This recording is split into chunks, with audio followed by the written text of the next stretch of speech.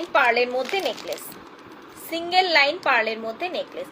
Hello শিপর্ণাদি, কেমন আছো?